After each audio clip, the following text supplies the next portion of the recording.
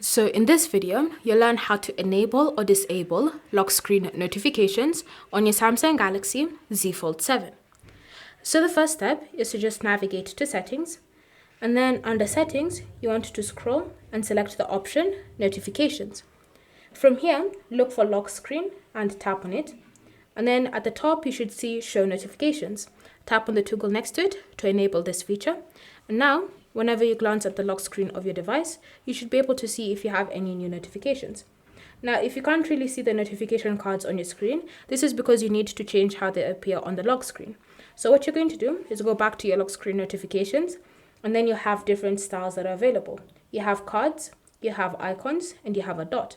So with each notification style, you can be able to see if you have notifications available, how they would look like on the lock screen of your device.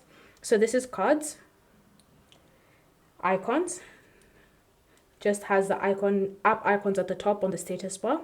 And then dots is only for any notifications that you haven't yet seen but are available for you. So immediately swipe down, you'll have seen the notifications and the dot will disappear. And so that is how you can enable the notifications on the lock screen of your Z Fold 7. If you want to remove them, what you're going to do is just tap on the toggle like that to turn it off. And now when you glance at the lock screen, you'll no longer be able to see any notifications there. And so that's how you can enable or disable the lock screen notifications on your Samsung Galaxy Z Fold 7. Thanks for watching. If you have any questions or comments, leave them down below and we'll get back to you.